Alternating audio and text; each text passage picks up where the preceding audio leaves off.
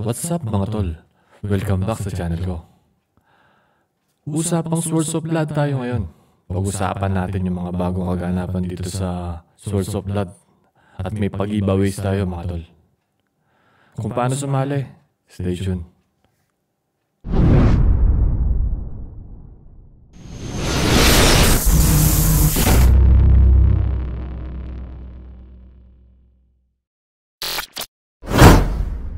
Yun mga tol, tayo nagbabalik. Tara, pag-usapan naman natin tong Swords of Blood. Sa mga hindi po nakakalam kung ano tong Swords of Blood, ito isang play to earn and free to play. Oo, tama po yung narinig, free to play. Habang naglalaro kayo, pwede kayong kumita ng pera. I mean token. Yung token na yon pwede nyong ipalit sa USDT. At pwede nyo rin ipalit sa totoong pera mga tol. Oo.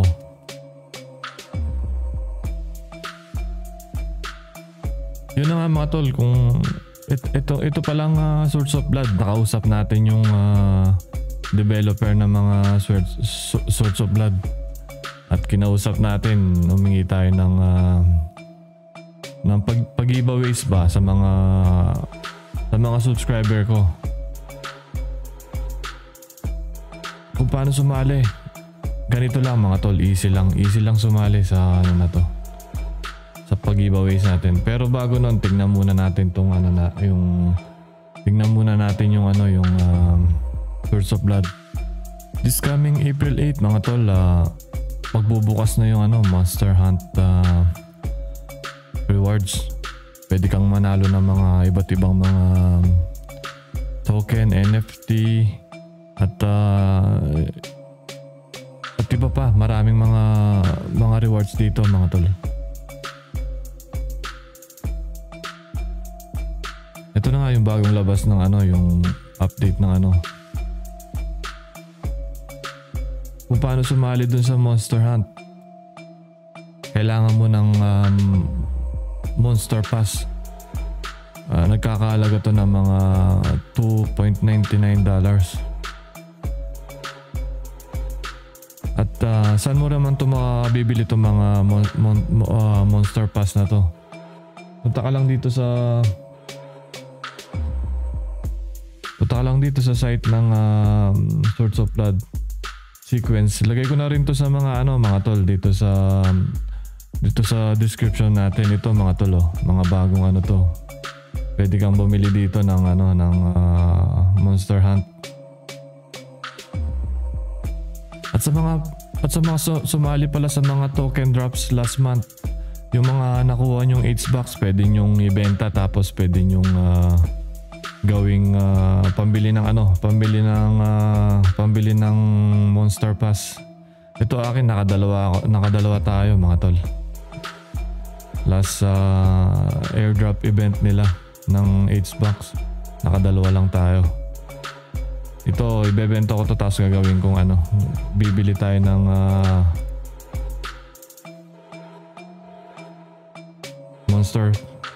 Monster Pass para makasali tayo dun sa Monster Hunter.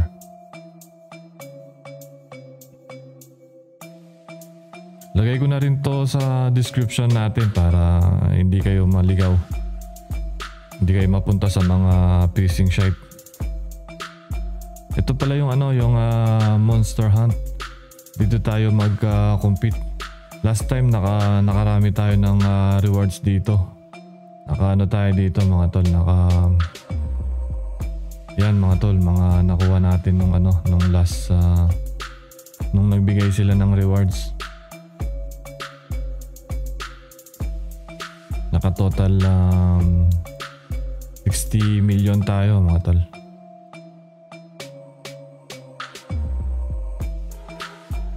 So ngayon ito yung mga nasa leaderboard mga ito. So ngayon nasa top 20 tayo.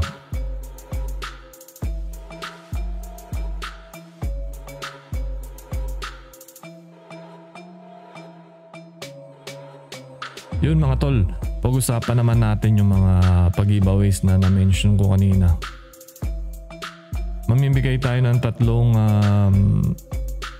packs packs na 1,600 gems.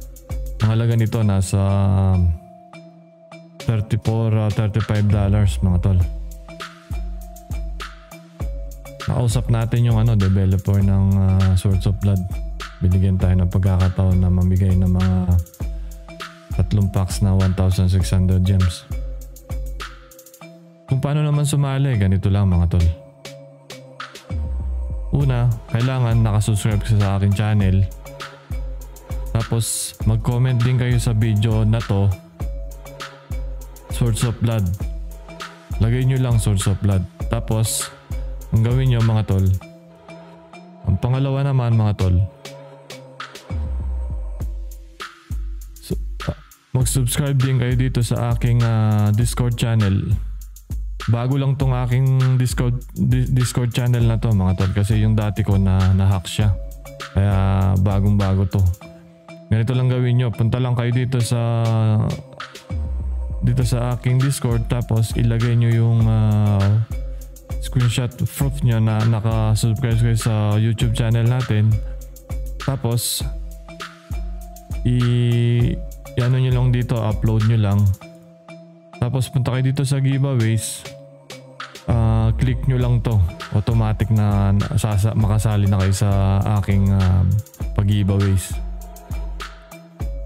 Ganun lang kayo sa mga tol na sumali dito sa pag-giveaways.